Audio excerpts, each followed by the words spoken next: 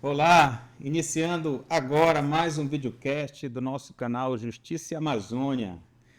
Eu tenho a satisfação de receber aqui ao meu lado meu querido amigo, advogado há quase 17 anos, Dr. Felipe Esteves, com quem eu tive a satisfação de trabalhar durante alguns anos da minha vida, né?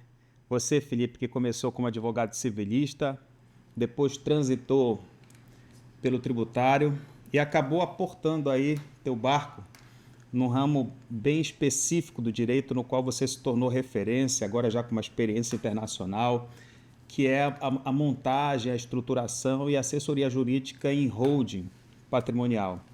Felipe, te apresenta aí e conta como é que você chegou até esse ramo tão específico do direito nessa tua trajetória aí que já vem de muitos anos.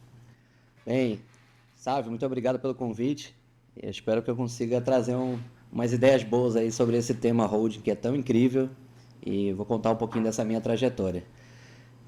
Você já contou um pouquinho, advogado há 17 anos e dentro da formação da advocacia, saindo pela faculdade, indo para os principais escritórios, como foi assim? Eu vim para o seu também, tenho a honra de poder ter passado por aqui e aprendido bastante. E a gente sabe que o caminho mais tradicional é muito no cível, trabalhista, criminal, e partindo para uma especialização em tributário já é algo um pouquinho mais diferencial aí no mercado. Então a gente não trabalha com esse tema holding, nem planejamento sucessório, nem proteção patrimonial, nada disso dentro da faculdade. Então é uma novidade realmente, é um caminho meio fora da curva que eu venho desenvolvendo. Mas muito porque sentia desde o começo que haviam muitos clientes que estavam com algum problema que poderia ser resolvido antes de ser acionado o judiciário. Somado a isso, a questão do planejamento tributário me deu uma visão mais direcionada para eu posso trabalhar com uma estratégia preventiva para tentar mitigar essas demandas judiciais ali do futuro. E que no caso seriam execuções fiscais, alguns tipos de bloqueio. Pensando nisso, eu comecei a implementar algumas estratégias e nessas estratégias, um dos pilares mais fortes que a gente tem dentro da holding familiar, da holding patrimonial, é justamente o pilar tributário, do planejamento tributário, das vantagens tributárias dele. E dali, somando a proteção que eu queria destacar ali para os clientes, vendo já que existiam alguns meios para proteger eles de uma forma mais eficiente, como, por exemplo, tirando o patrimônio da pessoa física e botando numa empresa, algo nesse sentido, a holding ela chamou muita atenção como um mecanismo muito bom para que a gente pudesse até desmistificar um pouco a ideia de holding como algo ilícito e trazer isso para algo que fosse uma proteção, uma eficiência realmente para dentro de um grupo empresarial e depois para um grupo, de repente, uma família, e aí, de repente, seguindo muito para a linha de um ambiente urbano ou até de um ambiente rural. Então, aí foi abrindo a mente que dessa aplicabilidade em diversas frentes. Isso começou na tua assessoria empresarial, no teu dia a dia com os clientes, Isso. vendo certa dificuldade, gestão da empresa, em definição de proteção em relação ao futuro dos filhos, e aí você começou a buscar esse conceito para aplicar e construir essa solução da holding. É a partir dessa experiência prática que você enveredou de vez e acabou mergulhando de cabeça nesse segmento específico. Exatamente. Então eu já observava que já tinham conflitos familiares pré-estabelecidos antes do patriarca e da matriarca terem falecido.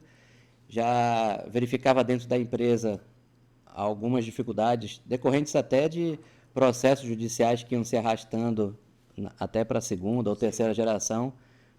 E eu comecei a ter um outro ponto de inflexão, que eu acho importante também destacar, é que eu passei por um processo de inventário do meu pai e naquele momento meu pai não tinha nem patrimônio para poder falar assim, teve algum conflito, meu relacionamento com meus irmãos 100%, todo mundo um relacionamento muito bom, mesmo assim demorou um tempo para poder concluir pela burocracia e aí somado a tudo isso eu pensei, será que eu posso pensar num mecanismo de organizar esse patrimônio em vida e tentar passar ele para uma outra geração de uma forma mais sutil, eu gosto de falar bastante que no momento do luto lá, nossa capacidade de tomar as melhores decisões ela fica limitada. Sim. E aí acaba o emocional prevalecendo sobre questões racionais, muitas das vezes.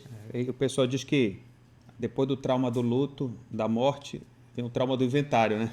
Exatamente. E esse planejamento ajuda a superar Ajuda esse a trauma. fazer realmente essa É um outro caminho para divisão. você. Eu falo assim, não vou evitar o luto dentro de uma hold familiar, mas eu vou fazer com que ele seja preservado sem o conflito de passar por uma demanda judicial ou um inventário ali tumultuado. Então, Felipe, assim, já que a gente está falando de hold, bora começar com esse conceito de hold. Apresenta esse conceito, porque eu sei que por trás dessa expressão tem muita coisa mística, tem muita confusão, né? Tem muita informação errada. Quando a gente usa esse termo hold, né? Do que nós estamos falando? Alguns pensam que é coisa de instituição financeira, outros pensam que é coisa de imobiliária, né? Vamos situar esse conceito assim para quem estiver querendo compreender melhor. Ótimo, ótimo.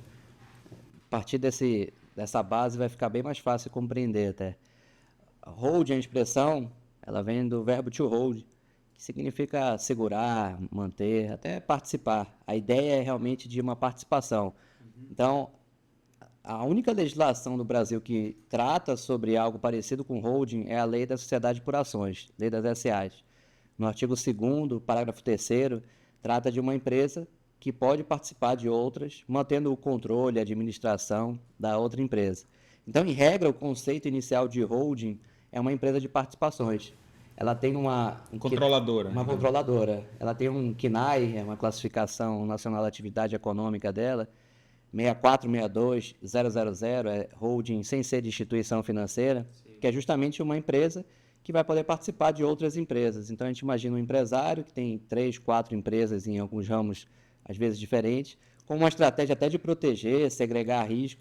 Essa empresa ela vira uma administradora, uma controladora. Ela pode receber o lucro de várias empresas, centralizando Exatamente. seu patrimônio pessoal na controladora. Perfeito. E dentro desse desenho, a controladora ela fica como se fosse um sinalizador de algum ponto que não estiver muito bem na operacional. Então, se eu tenho um operacional aqui, um posto de gasolina que está com algum problema trabalhista ou alguma dificuldade financeira, ao invés de contaminar o grupo todo, a controladora pode já direcionar e já botar um ponto de atenção para que outras, até na distribuição de lucros, ajudem ela a ter um fluxo financeiro melhor, ou até mesmo a segregar realmente o risco e não formar um grupo econômico. Então, é uma estratégia interessante até para pensar assim, numa própria segregação. O próprio artigo 49A do Código Civil trata isso com a Lei da Liberdade Econômica, da possibilidade de segregar riscos em pessoas jurídicas. Então, isso ficou mais forte nesse contexto até dessa holding controladora. Aí a gente está falando de um cenário em que a holding aparece numa situação em que o empresário, por exemplo, tem várias empresas, várias atividades, segmentos diferentes, várias pessoas jurídicas. Aí a holding pode surgir, né, como um planejamento de centralização, de organização tributária, né, de centralização dos lucros dessa empresa, de evitar risco, né? Mas como é que é montada essa estrutura? O empresário, normalmente, ele inicia suas atividades, uma empresa, sobrou dinheiro, já abriu outra, porque já ouviu falar de outro negócio bom, depois já está abrindo outro, sistemas tributários diferentes de cada uma das empresas, aí uma hora chega o advogado. Aí você observa, ele vai lhe apresentar um cenário empresarial. Como é que você constrói isso? Porque eu imagino que não tem receita pronta. Você vai ter cada realidade aí ao mundo, não adianta estar no Google e buscar a tua solução de holding, né? Como é que é construído uma solução de uma situação que é complexa? Você tem que ter um nível, um nível de conhecimento muito profundo da realidade ali daquele cliente. Como é que funciona esse atendimento? Até isso leva quanto tempo, mais ou menos, para o cara chegar a te apresentar uma realidade até construir uma solução? Perfeito. Realmente, aí a gente começa a construir, a fazer um desenho mais claro de como é que funcionaria isso para um cliente. Um dos documentos iniciais que a gente pede assim no primeiro momento é justamente a declaração de imposto de renda do cliente, juntamente com o contrato social, as últimas alterações ou o estatuto social da empresa ou das empresas que ele tiver. Porque a gente conhece o panorama geral, até para saber se eu vou colocar um patrimônio imobiliário junto com uma empresa, se eu vou assumir algum tipo de risco que hoje está um pouco segregado na pessoa física o patrimônio e na pessoa jurídica lá as obrigações da sociedade. Então, nesse primeiro desenho, eu já faço uma análise e um filtro. Se o cliente tem 10 imóveis urbanos para locação, ou residencial, e 9 para locação, ou 10 para locação, enfim, eu já tenho uma atividade que a gente chama parecido como se fosse uma holding imobiliária. Sim. A gente sempre coloca um sobrenome para chamar a atenção. Holding, na verdade, são todos a mesma coisa, uma empresa criada com o objetivo de administrar e de controlar, mas eu tenho, nesse sobrenome que eu gosto de falar, holding imobiliária, familiar, rural, um nicho específico. Por que um cliente ia querer, de repente, colocar esse patrimônio de locação da pessoa física para dentro de uma empresa? Então, para ter uma vantagem tributária que hoje, e aí é importante falar do regime tributário da holding, a lei do Simples Nacional proíbe, veda uma empresa que participa de outras, no sentido de uma holding, pelo KNAI específico dela. Então, a gente criaria uma empresa que, na verdade, teria uma gestão, uma administradora de bens próprios. Nesse sentido, essa empresa ela já iria para o lucro presumido ou para o lucro real, mas no cenário, 90% dos casos no lucro presumido. E a vantagem tributária, só pegando esse ponto para a gente continuar com os outros detalhes, sairia de uma alíquota de até 27,5% na pessoa física, de uma receita de aluguel, dependendo da quantidade. Então, se eu alugo esses imóveis por R$3.000 cada um, estou falando de 30 mil aí por mês, então vou ter de 27,5% ou próximo disso na pessoa física, enquanto na empresa já teria algo em torno de 11,33% a 14,53%. Então, já cairia pelo menos a metade, teria um custo que a gente vai falar dessa integralização também. Tá, aí no caso, olha, a gente está saindo então numa ideia de holding como empresa controladora de outras empresas, aí já está indo para uma outra situação que seria a holding, né? Imobiliária, patrimonial. Uma holding que seria utilizada para agregar um patrimônio imobiliário e gerar vantagem tributária. Isso. No caso, na tributação do aluguel. Exatamente. E tudo mais.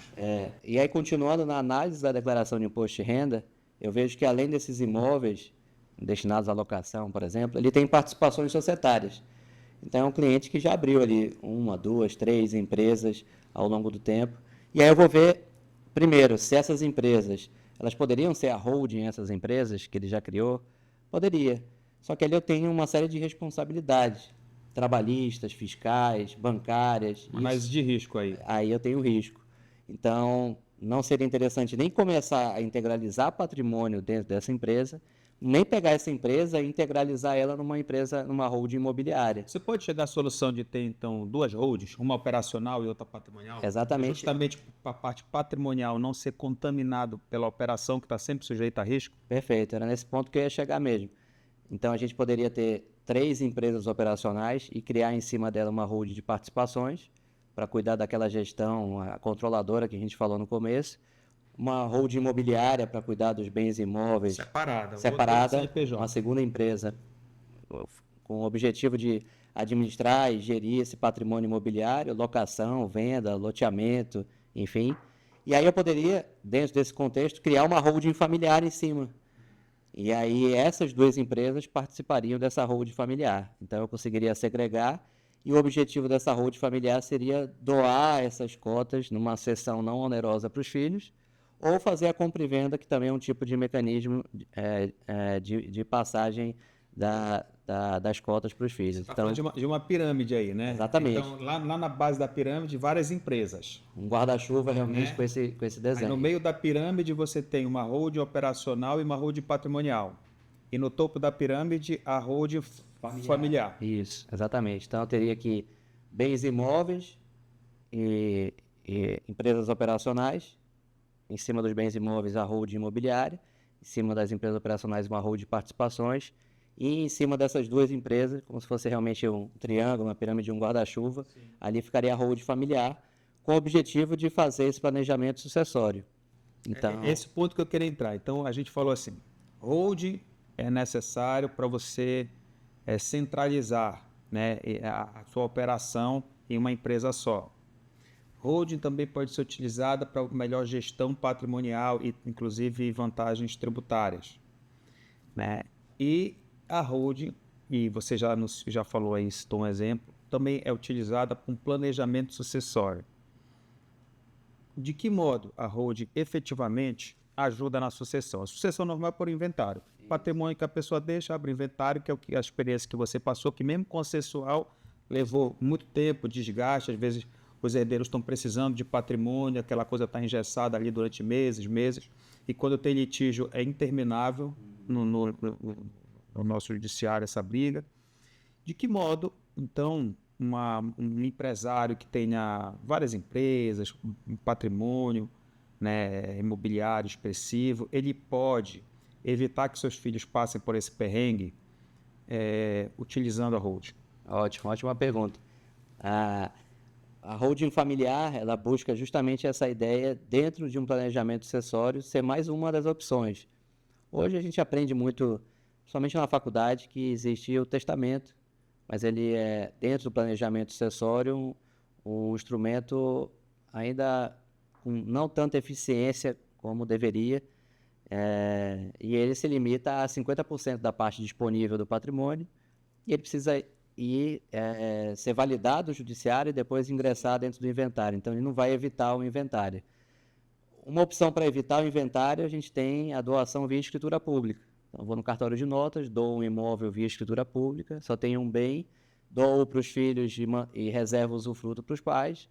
Esse imóvel já não vai mais para o inventário. Ele já foi doado em vida via escritura pública. Aí, quando falecer, só faz baixar o usufruto no cartório. Baixar o usufruto. Sem inventário. Exatamente. Então, eu não tenho esse custo aí de despesa do inventário, porque eu já recolhi nessa doação um imposto, que é o imposto estadual ITCMD, imposto de transmissão, causa morte e doação, que no estado do Pará, hoje a gente vai de 2% a 4% na doação, uma alíquota progressiva, e no inventário, causa morte, vai de 2% até 6%. Aumentou agora. Aumentou, é.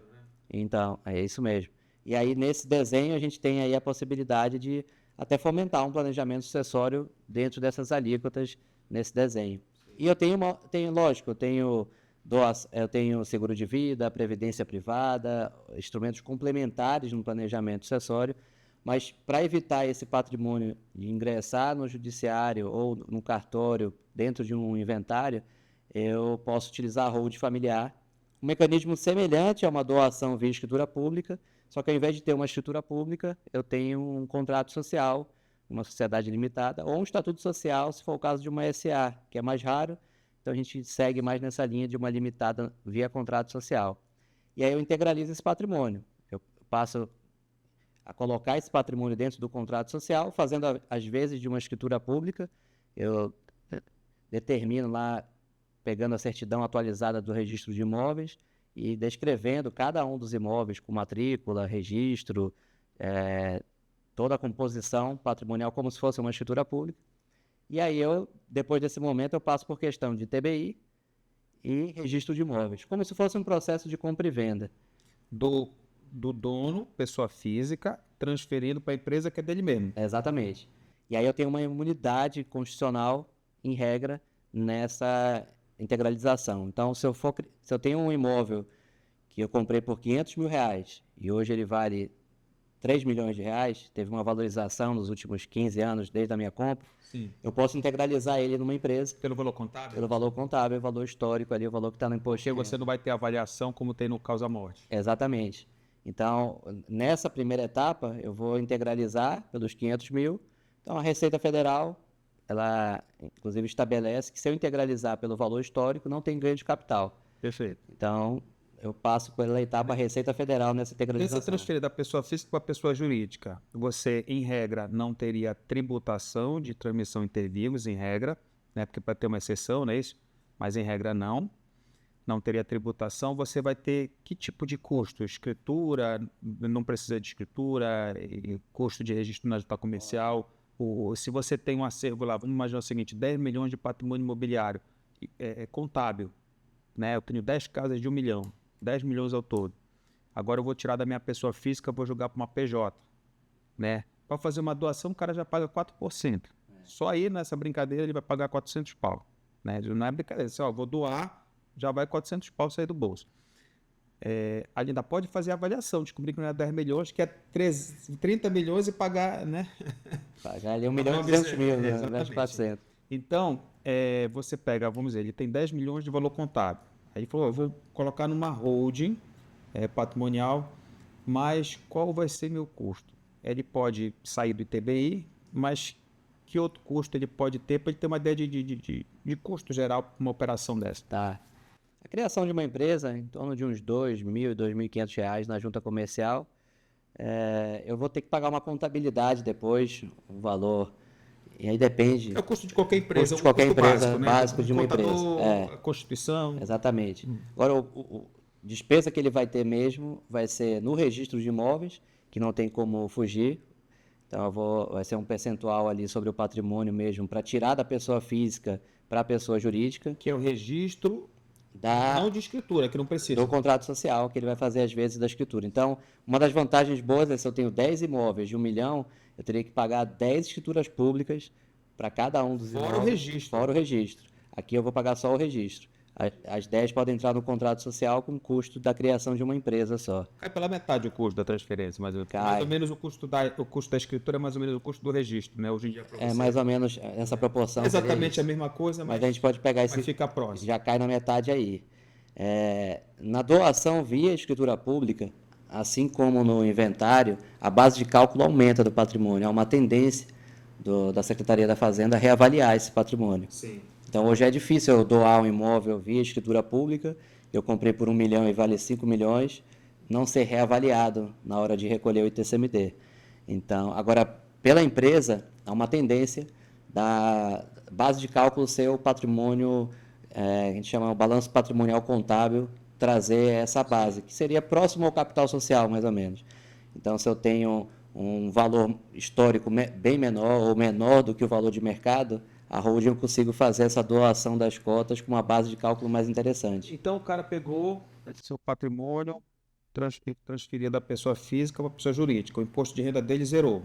Né? Toda aquela descrição patrimonial dos bens zerou. Aí foi para a pessoa jurídica. Qual é o próximo passo aí? Na declaração de imposto de renda seguinte vão estar 10 milhões de cotas de R$1 ao invés de 10 imóveis de 1 milhão. Mais ou menos essa é a lógica. Depois disso, a gente vai ter uma outra etapa, que é saber como é que eu vou passar essas cotas da empresa para os filhos.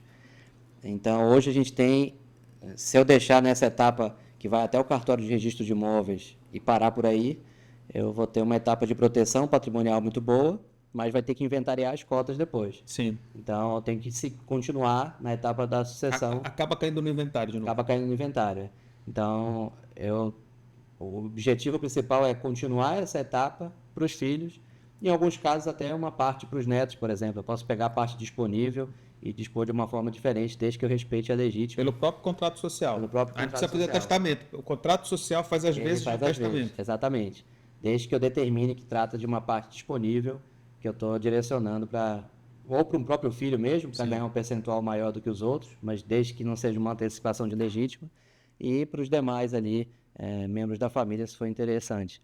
Então, essa passagem ela vai se dar de duas formas, ou cessão onerosa, que é compra e venda de cotas, e aí tem que ter uma análise contábil, um desenho bom, até pelo fluxo, porque o dinheiro tem que sair da declaração, da conta corrente do filho e entrar na conta do pai.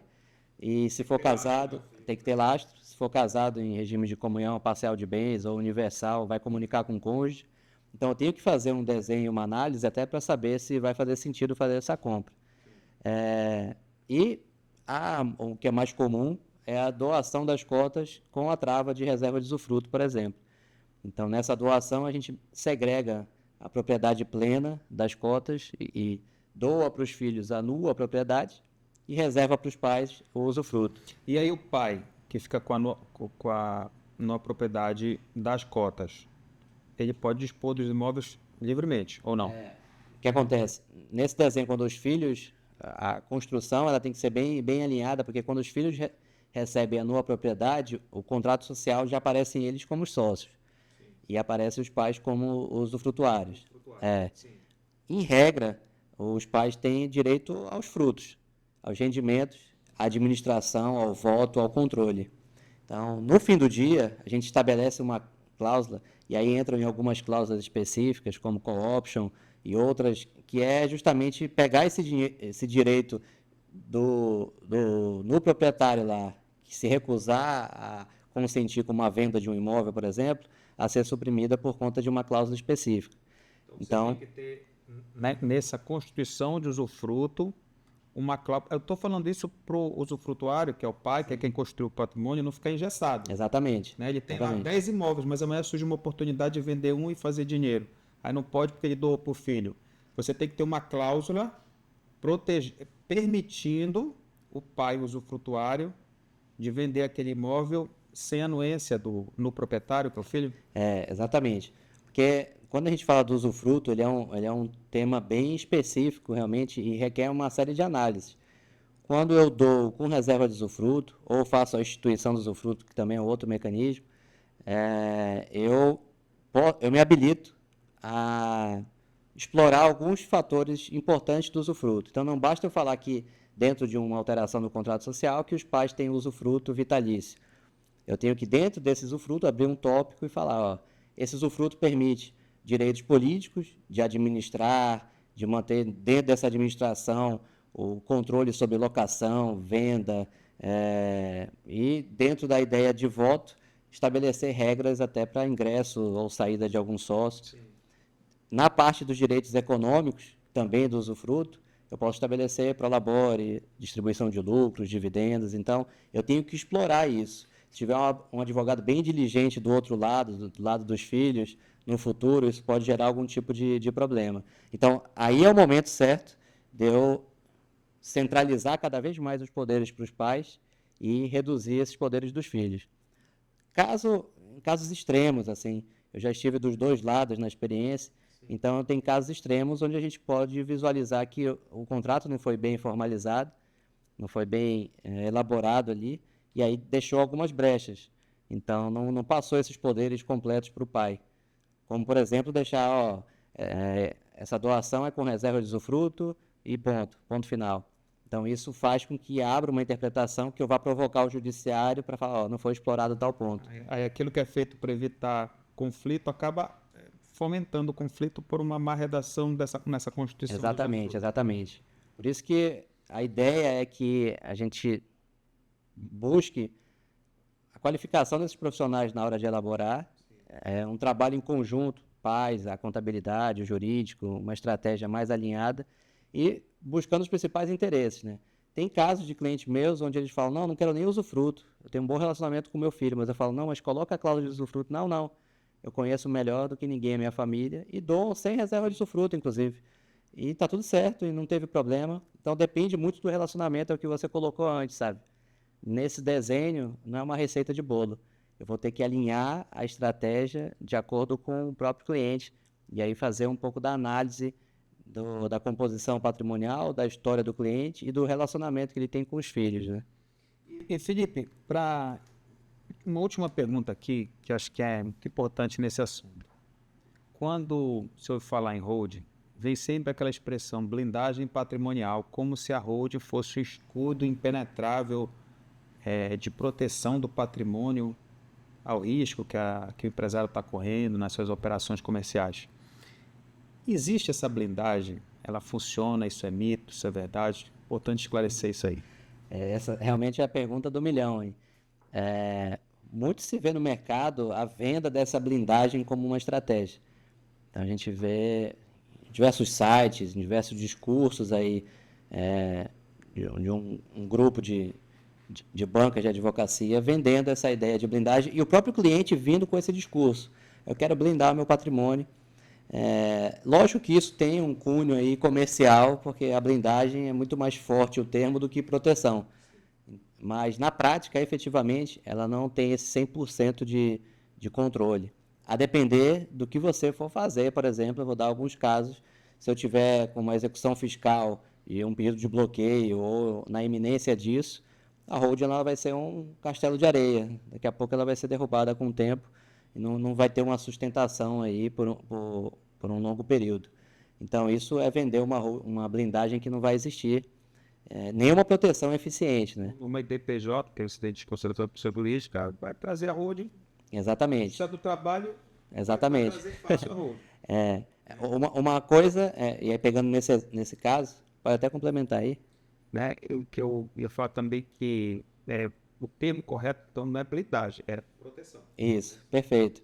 Eu gosto muito da ideia de proteção patrimonial, um pilar forte, assim como o tributário e o sucessório. E a ideia da proteção patrimonial é você estabelecer camadas de proteção, como a gente falou no começo.